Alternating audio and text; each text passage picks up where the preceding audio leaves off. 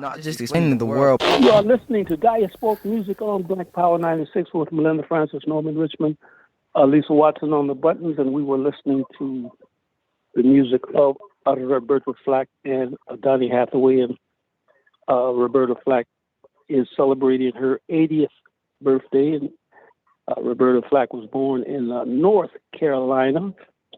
North Carolina is the birthplace of Max Roach, Thelonious Monk, George Clinton, John William Coltrane. It's a very, very, very productive state when it comes to the music of African people. And joining us on the line from Toronto, Canada is Lorraine Scott, singer-songwriter and entrepreneur. And Lorraine Scott is a longtime friend and comrade of mine. And Lorraine Scott, you have some Southern roots yourself, although you were born in Columbus, Ohio, if I'm not mistaken. You're not mistaken. Yes, Columbus, Ohio. My mom was from Mississippi, and my dad's family is from Tennessee. Tennessee, all right. So you got the same roots as Mr. Bobby Blue Bland, and Bobby Bland. Bobby Bland is from Tennessee. Was a man I saw when I was 9 years old. I never will forget that. Oh my gosh! Turn on your love lights. Go ahead. I'm sorry. No, just the other day. Just the other day, right? Just the other day. Yeah. So how are you doing today, my comrade? I'm doing pretty good. Thank you so much for including me on this call. Just since I have spoken with you of late, because normally you tend to come in and out of my life, in and out, and it's much appreciated. So this most recent entrance back into my life has led me to be a guest here on Black Power 96. And I tell you, I'm going to be a supporter. I'm going to be a listener. So I'm so glad that you told me all about it. So let's talk about your latest. Well, first of all, why should people support this show in particular and this radio station in general? Well, so much is available online, and I don't know if I could speak to it like I really would like to, and you have much more info than me, but it's much needed, especially here in Toronto. There are, you're such a mainstay within the whole music industry here in our city. People would love to listen in and see you, and just knowing that all these names, musicians, entertainers from back in the day and current as well, are still being played, still being listened to, through different streaming services, and then of course through you. So it's just good to know somewhere where you don't have to leave your house in order to hear about the history of and material of Black artists. So this is it's good. Oh, and I forgot to thank you. You kicked off your program with a tune that I did with Alton Ellis. Back in the day, my goodness, I didn't remember that one, but once having played it, I'm like, oh yeah, I did a few things with him back in the day. He's a great reggae artist, yeah. I mean, big. I mean, he was out there with Bob Marley and Peter Tosh and Money Whaler back in the day, right? Yeah, back in the day for sure. And I just on his Wikipedia page, I seen that he passed away in 2008. So prayers going up. Hope the brother is resting in peace. But quite the tune. And just, being able to cover the Delphonics, was a great thing. My man, William Hart. Yes, William Hart and Wilbur Hart. And Major Harris and Randy Kane. They were. I shouldn't say they're legendary. No people know them all over the planet Earth. Yeah. And that wasn't, that, well, when I did sing with Alton Ellis, that sort of could have been, my interest into the whole reggae music scene here in Toronto. And I embraced it. I continued to sing with different artists. I toured with different reggae artists, international and local, and it's still very much a part of what I do musically. So, yeah, big up the whole reggae mass. Who are some of the people? Yeah. I know you perform with. You backed up. You did a lot of work with Barris Hammond. The Love Man. Who are some of the reggae artists that you perform with? Well, I have been recently. I was able to sing back vocals for Judy Mowat. She was here on solo, a little tour. It was a 4-city tour, around Canada. I did. I didn't even know about that. Yeah, well, see, there you go. And more recently, I was doing back vocals for Keisha Christian, which is a sister out of Barbados. And her producer was Eddie Bullen, who is quite yes, sir. Yes, on ma'am. top of the music scene here. Producer, yeah. Right. Producer and different things. And, and of course, Barris. Locally, Jay Douglas, sung backups with him. And Eddie Bullen. I'm sorry, I cut you off. Sorry. No, it's okay. Eddie Bullen, what? No, so Eddie Bullens is from Grenada, and he grew up with Maurice Bishop from Grenada. They grew up together. Yeah, Eddie Bullens is one of the greatest musicians that this city has produced. I shouldn't say this city, this country has produced. And he's still at it, Thunderdome. Yeah. So he's doing a great job. His son is, he and him and his son Quincy are just very prominent and prolific in the music scene here. I mean, doing theater, doing live gigs, and just keeping the music going. And before we continue, I just want to say that he's always supported whenever I've had any kind of issue with if they've done quite a few tributes to myself in Toronto, and Eddie Bullen has always put a band together and performed for myself, as well as the organizations and the radio stations that we have represented. Yeah, for sure. He's still at it. Bless him. Melinda, do you have any questions for Lorraine? Sorry about that. It was on mute. I just maybe we could talk about anything you're working on right now, anything upcoming. Well, I am working. My path is taken, just a little veer off because music. I seem to, I do a few gigs and so forth, but I'm also a designer of home decor items. So that is my company now, and I've been doing that, since the aughts for sure, but, even prior to that. So I have a business. It's called AfriFab Designs, and the thing that's coming up soon is I am going to be selling my wares at an event called Black Grapes, and this is for Black vintners here in Canada. So it's going to be a big event, and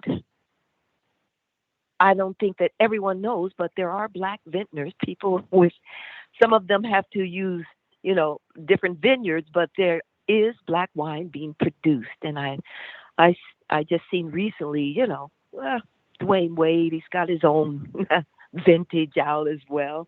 So I'm looking forward to February 21st here in Toronto, an event called Black Grape. So it'll be wine tasting from different vintners all across the diaspora, not just here in Canada. I've seen a few names that cross my path. Some African people will be coming forward too with their tasty treats.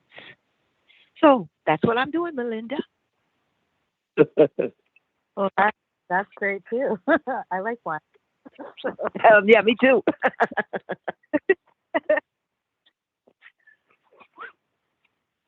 So as a teetotaler, maybe I would try some of it one time. Now, I'm going to make sure that you have a ticket to come to the event. So there you go.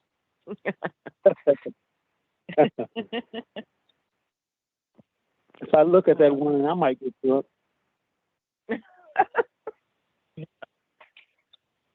And if you pass on the information, we'll put it up. I don't know if listeners know, this is an opportunity that I can plug the show again. We have a new website. It's diasporicmusic.com. The hope is that, people could go and follow the show, but also look back into the archives. So we're going to be slowly archiving, the long radio history that, Norman has been on the radio. So if you have a flyer, we have a spot where we're, showcasing events. So if you could send the flyer, we'll put it up on the website. So thank you so much. I appreciate that. I'll make sure that you do get something. It's coming up soon, February 21st, but I'm sure I'll get you something before then, Melinda. I appreciate it. No problem. And this is fundraising. And if you haven't already yet, we are fundraising for the station. Our station goal is $10,000. Show goal is $500, but we always want more. So if people can go to their keyboards and type in Black Power 96 /donate. If you're across the border and on the Crash app, it's Black Power 96. Okay, great. And you are you're going to be your entrepreneurial side is that taking up most of your time right now? Yes, it is. And but music gets me through those creative bursts. So I still listen to music all the time, right? And I do a few gigs here and there when I can. But you all, where did you get that the entrepreneurial situation with you? Because when I first met you, there was a bookstore. I mean, there was Ita Sadu and Sandra. Sandra Young, Patrick Hunter at the Ashanti Room. The Ashanti, yeah, that's when. And when I think I had met you before then, but you've always had that entrepreneurial spirit, right? Yes, yeah, for sure. And still, I had a great time when I started at the Ashanti Room. I was, like at the beginning of what was my music career with my original music. Prior to that, I still, was singing gigs, doing gigs, working at the Club Blue Note, blah, blah, all that whole thing. But then when I did start to release my own records, I needed different looks for my videos, for on stage. So I started designing hats. So that's how I started. And that sort of led to me getting a space in the Ashanti Room. And, from there, I just started to, make different clothes, but always working with African fabric. So that was my thing. So God bless Patrick and Sandra. They provided the opportunity for me to meet, Caribbean, African, and Black Canadians, which just sort of set me off. And that's how I, begin to realized that the city was full of people of color. So being with them in the Shanti room for, I don't know, over 5 years, um, I, um, I sort of honed my craft there because Patrick and Sandra were, it was all about, African goods, bringing African fabrics, African books, to the public. So yeah, that's where I started, and started making hats, and then it morphed into something else, and then it morphed into something else, and now I am where I am today, making home decor items and always working with African fabric. So yeah. Have you ever been to the African continent? I know you've been to the Caribbean, but have you ever been to the motherland itself? No, I haven't. Have you done your DNA? Do you know where your roots are from? No, no, I haven't. My, I've had people just by the shape of my head. People have told me that. Yeah, I believe you're Ashanti. So who knows? Your Ashanti. That's that Ashanti is that's West Africa, primarily Ghana, I believe, right? Yeah, I don't know. No, I haven't pursued it. Well, some people are fanatic about it, and some people think it's irrelevant. But it's become a major business. Some people, I know many people in my family. We debate that all the time. Some people say it's irrelevant, but I want to know. I don't want to know what ethnic group. I want to know what area my folks are from. Of course, you have two sides. You got your mother and your father's side. But I know that my mother's side, they're from the Yoruba group, but I don't know the rich. My father's side is they're kind of mysterioso folks. No. Well, in hindsight, I kicked myself because I didn't get enough info from my parents or my grandparents. But as you know, and it's not something that we sat around and talked about. I mean, No, that's right. In some or most circles. So now with the heightened interest, this is when I kicked myself and said, wow, I have no idea. Maybe I should have learned more. But, it is what it is. Well, you are been into to books mostly, I guess, all of your life, but you got into I guess working at the Ashanti room. You had to come in contact with African people in particular. When I say African people, people that live in Canada, we were blessed to have commingle with people from the Caribbean, from Africa, African people that grew up that were born in England and France, Germany. And this is a crazy place when you think about it, don't you think? Yeah. And it is. It's a blessing because, so much like where I come from, it's just, it's just black and it's white, basically.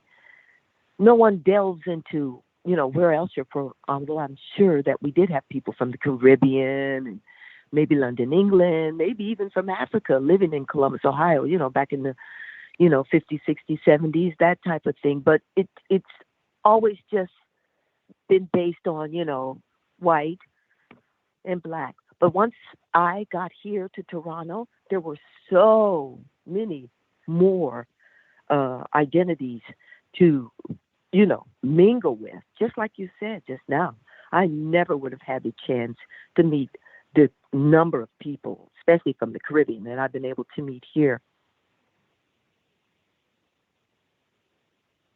Well, when I first came here, you met people from Iran, Iraq, from Yeah.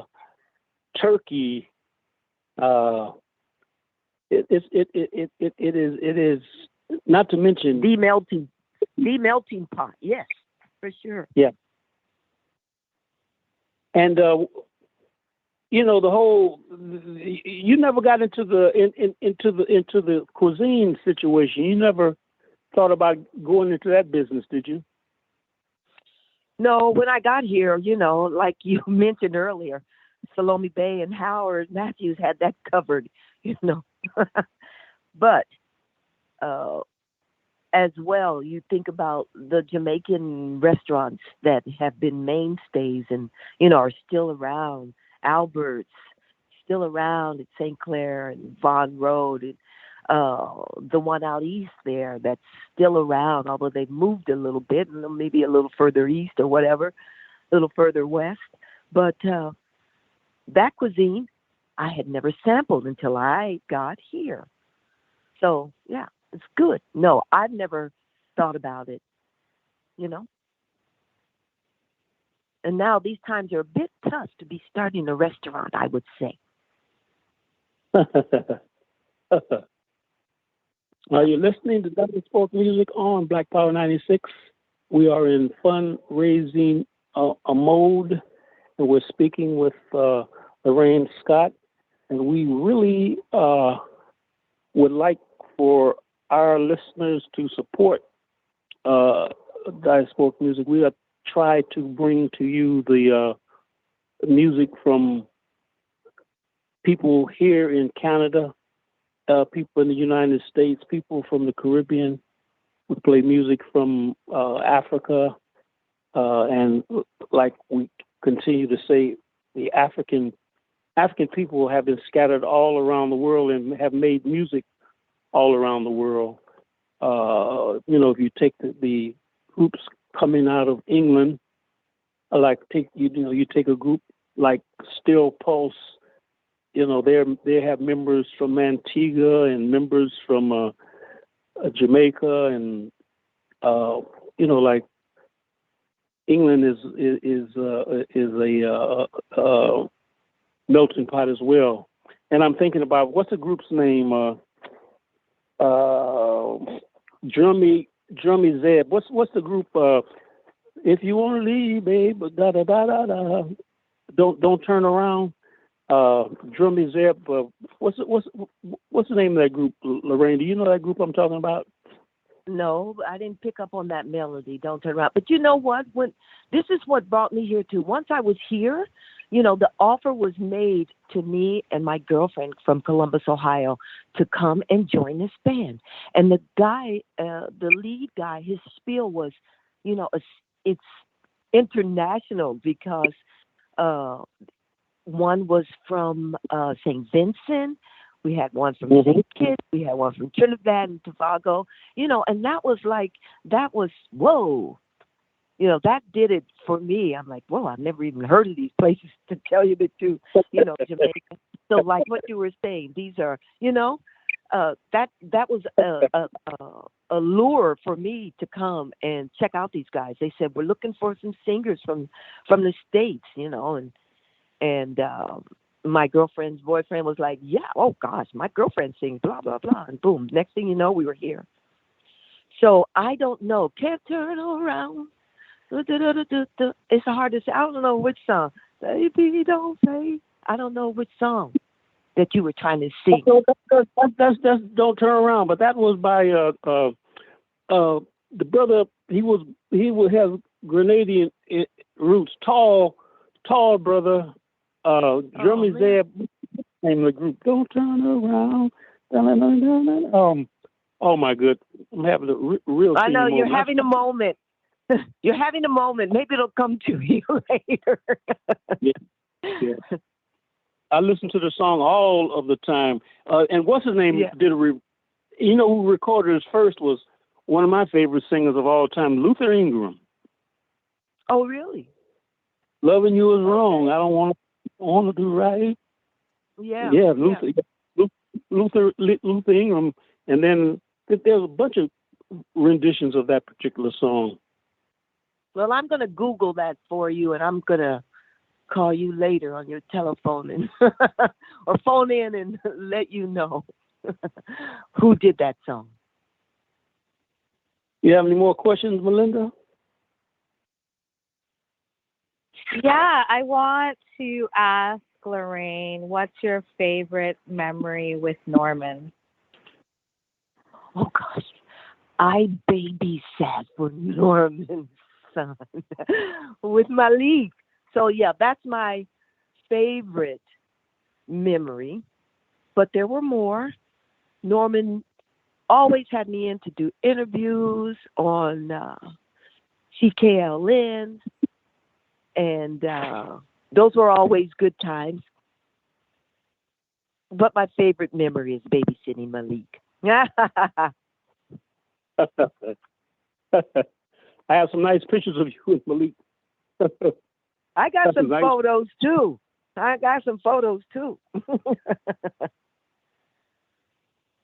So yes, Yeah, Malik Melinda, is that's it. Malik is my for people that Malik is my son. Yeah, What is exactly. Malik Omowale? Malik Kwabena Omowale. I remember. Give you a joke. Fela Kuti jumped on me one time. I went to see him and we went backstage. And Malik was 6 or 7 years old, and Fela lit into me. Oh, you gave your son an Arab name, a Muslim name. No, he was, Fela was a firebrand, so he went off. I said, but Fela, his middle name is Kwabena. I said that's Ghana, and it's in Omowale, and that's Yoruba. So he backed off of me. He even bust out laughing. I will never forget that.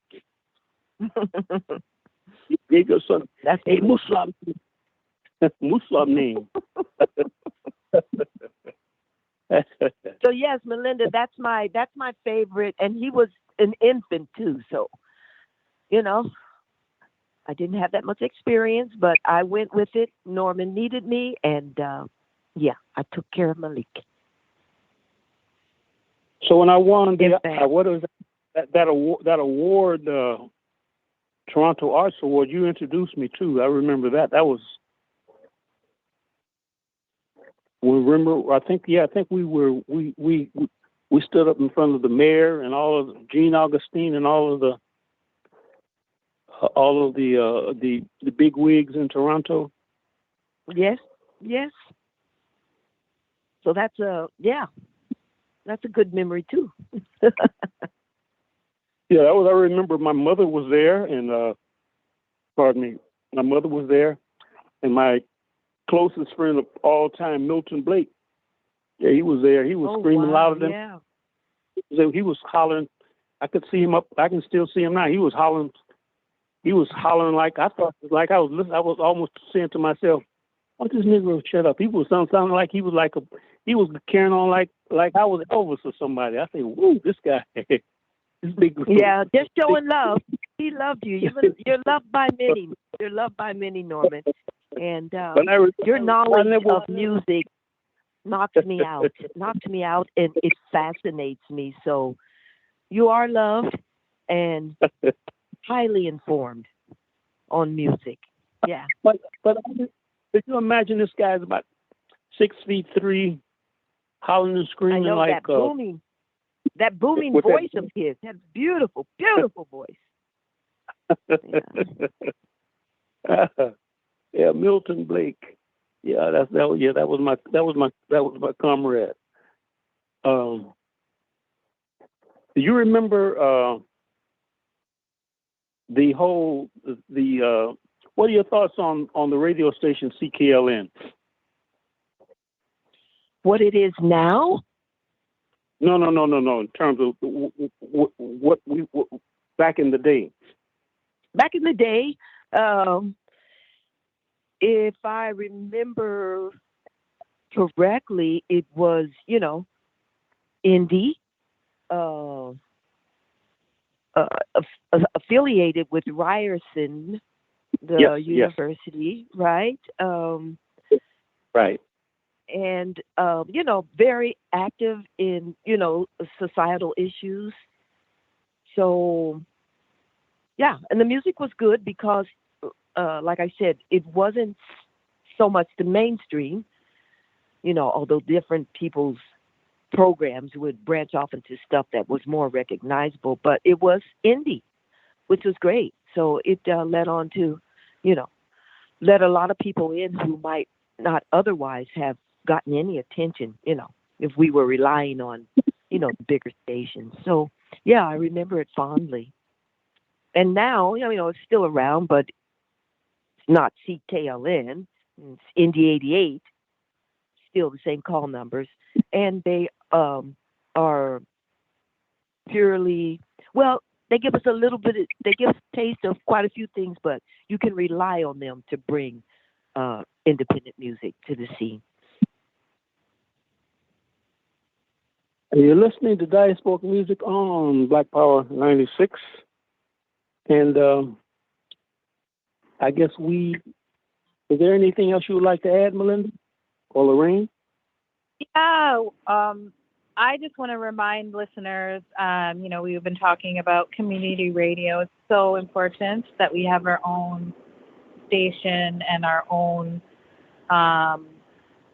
platform to bring, from our perspective. So please go and donate. It's always needed. Any amount counts. And go to blackpower96.org/donate.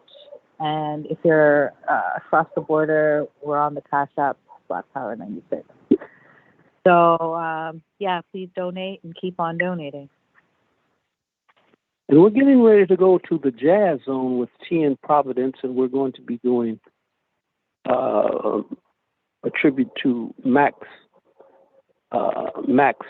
Roach, who one of the greatest drummers of all time. And Max Roach there's a film coming to Toronto about Max Roach. We hope to see that, myself and Melinda and T in Providence. But Max Roach was born in, like I mentioned earlier, Max was born in North Carolina. But he will remind you in a minute that his grandfather was from Barbados. And he is one of the innovators of the drums, and a freedom fighter, a supporter of oppressed people, in particular African people. And we're going to be paying tribute to him.